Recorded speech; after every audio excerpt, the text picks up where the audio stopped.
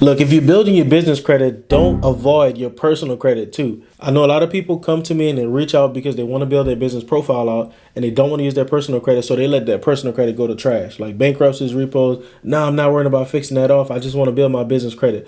I understand that. But look, what people not telling you is that to get no PG funding, you need to have $2 million. No PG, $2 million.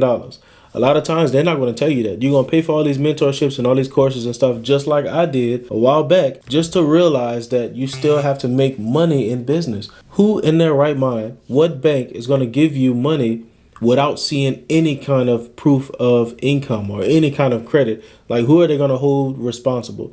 You have a strong business credit profile, but are you really making the money? They want to see that you're making the money. They're going to want to see bank statements and tax returns and all of this other stuff. They're going to want to see that you're actually making that money. And if they're not using your personal credit to verify you, they're going to use your business credit profile. And then they also want to see the revenue. So don't try to skip the process of building your personal credit out.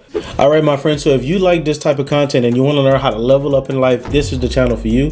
What I want you to do is like, share, and subscribe to this channel so that you can stay up to date and you can see more videos just like this from me. I also want you to click the notification bell so you can make sure you always get notified, because we put out a video every single day. We don't miss. Every single day we have a new piece of content dropping for you. So subscribe, like, and share, and I look forward to seeing you on the next video. What I want you to do instead, build your personal credit. While my team and I, or while somebody else is building your personal credit up, also build your business profile up.